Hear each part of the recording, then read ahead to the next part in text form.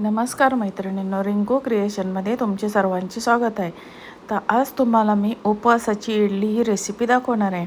आता यासाठी मी 2.5 वाटी बगर घेतलेली आहे एका बाउलमध्ये. आणि आता आपण त्यामध्ये ही 2.5 वाटी बगर घेतलेली आहे. आणि आता यामध्ये 1 वाटी साबुदाणा आपल्याला टाकायचा आहे. 2.5 वाटी बगरीला 1 वाटी साबुदाणा वापरलेला आहे मी. आणि आता हे सर्व मिक्स करून घ्यायचं आणि त्यामध्ये आपल्याला 1 मूठभर फक्त शेंगादाण्याचा वापर करायचा आहे.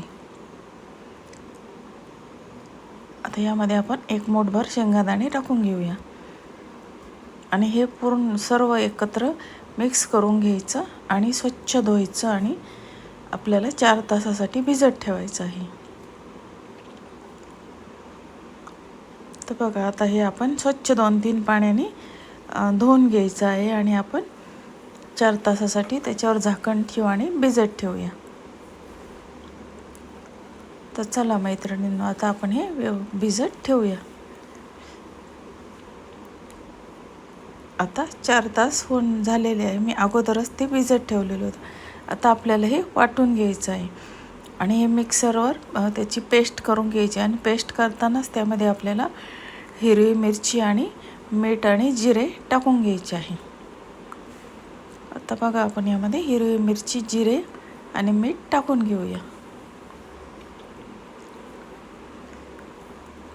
आता आपलं पेस्ट तयार झालेली आहे. चला तर मग आपण आता याची इडली करून घेऊया.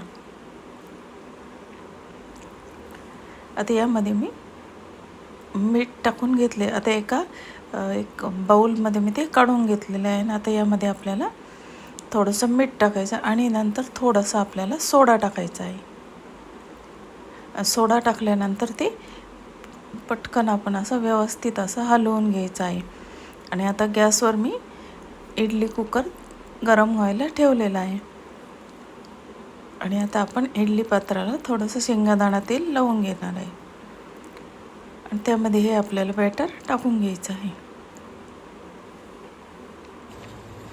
आता ते इडलीच्या कुकरमध्ये मी ते इडल्या करायला ठेवलेल्या आहेत. आता आपण त्याला 20 मिनटं गॅसवर ठेवणार आहोत. तर बघा मैत्रिणींनो, 20 मिनटामध्ये आपली अगदी फुलफुलीत अशी इडली रेडी झालेली आहे. आणि मी शेंगादाण्याच्या चटणीबरोबर ती सर्व केलेली आहे. तर तुम्हाला ही उपवासाची इडली कशी वाटली मैत्रिणींना? आवडली तर माझ्या चॅनलला लाईक, शेअर आणि सबस्क्राईब करा. धन्यवाद.